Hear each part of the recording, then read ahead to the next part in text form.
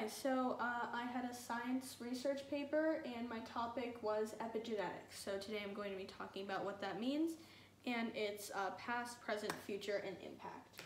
So first we'll start with the past.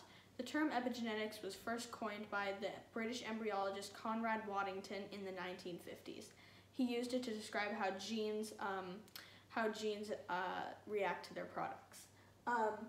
In the scientific journal Evolution, he chronicled an experiment where he attempted to change the body of fruit flies through fast evolutionary changes. His experiment was successful, unlike other similar ones of the time, because the species of fruit fly he used already had the genes to adapt. Those genes just weren't being expressed. This is now a cornerstone of modern epigenetics, that property. His results, however, were dismissed by neo-Darwinists. Neo-Darwinists believed that evolutionary changes can only happen in a very large time frame, which Waddington disproved. So they said that his results were actually only an example of another already known scientific property called phenotype plasticity. So later, of course, the magnitude of his discovery was realized, and now his findings are a cornerstone of modern epigenetics. So next, present. So what is epigenetics? So the basic definition for epigenetics is the process of changing a way a gene is expressed, or whether it's expressed at all.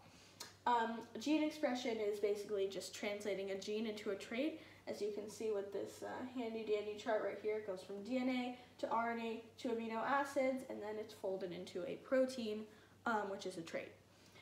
So it does this without affecting the actual DNA strand, and it makes modifications that can be passed down to daughter cells or through just cell reproduction. So these epigenetic changes could not happen through actual reproduction. For instance, if someone went and had an and underwent an epigenetic process and then had a kid, that kid would not have the same altered genes as the parent. So next, these are the two most common epigenetic processes today. So DNA methylation is the most common, and basically it's the addition or removal of a methyl group, which is a carbon atom bonded to two hydrogen atoms. Basically, this is used to stop unwanted genes from being expressed. So this is very useful if there's a mutation or just generally harmful or unwanted genes. Next is chromatin modification, which is altering the structure of chromatin to affect gene expression. Chromatin is the bundle of proteins and DNA inside of the nucleus of a cell. And it can be opened or unfolded to express a gene, and closed or folded up tighter to stop its expression. So there are side effects to these processes, and the most common and dangerous being genomic imprinting, which is one of two alleles in a typical gene pair being silenced by an epigenetic process. So just for context, some basic genetics. So every human has 46 chromosomes. Each chromosome has two alleles. And so when only one allele is expressed, this could cause the one allele to be weaker and more susceptible to harm or toxins. So solutions to this problem are currently being tested, but there are no finite cures yet. So next, the future. Ooh. So the future of epigenetics is CRISPR, which is short for clustered, regularly interspaced, short palindromic repeat. It's an evolving, slightly more well-known medical practice that incorporates a lot of epigenetic principles. So it's based on a naturally occurring system in bacteria. So basically what this is the bacteria take parts of DNA from attacking viruses, and they make something called CRISPR arrays, which help the bacteria detect and destroy the virus if it's found again in the system. So researchers are developing a similar process to do the same thing in humans, which could have extraordinary impact, because that could eliminate a lot of terminal diseases by making it easier for the immune system to target them. So last but not least, impact. So epigenetics could make a difference in for a variety of different diseases. First, cancer. So this could be done by inhibiting histone acetyltransferases, which histone acetyltransferases put acetyl groups on the lysine residues of proteins. So that sounds like a bunch of nonsense, so let me break that down. So acetyl groups are sort of like methyl groups, but there's a different breakdown of chemicals. I don't quite remember what they are, but whatever. And lysine residues of proteins. Lysine is kind of like an acetyl or methyl group, except for when it leaves a protein, it leaves sort of like a dangling residue that the acetyl group sort of like hangs onto. So these have been shown to play a part in serious diseases, so they're like a common denominator in the bodies of people with cancer. And so by inhibiting this process, this could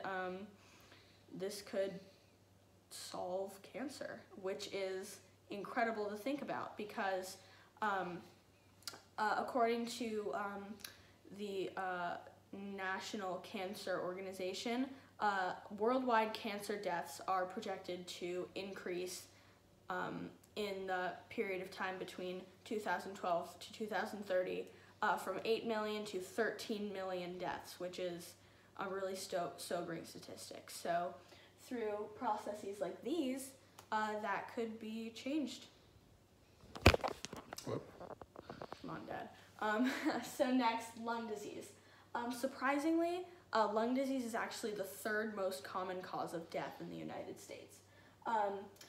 LifeArc, previously known as MRC Technology, and AstraZeneca, two like huge, super rich European pharmaceutical companies, have partnered with some British lung disease charities to research epigenetic solutions to lung disease related issues. So this too could have a really astronomical impact on the world, especially the United States. So, oh no, not what I wanted.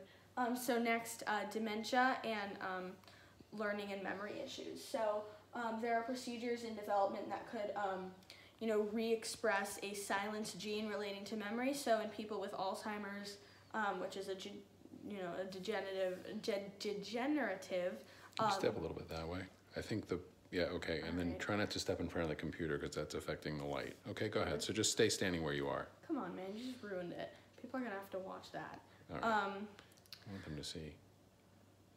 Hey, where was I? Oh yeah. Come on, Dad. Just start over of this. No, okay.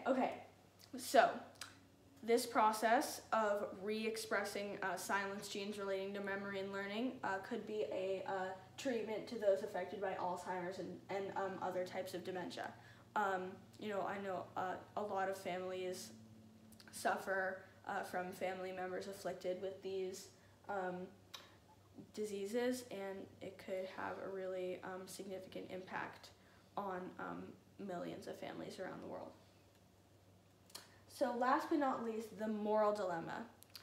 So in things like CRISPR and genome editing, usually you would think, can't you alter physical traits?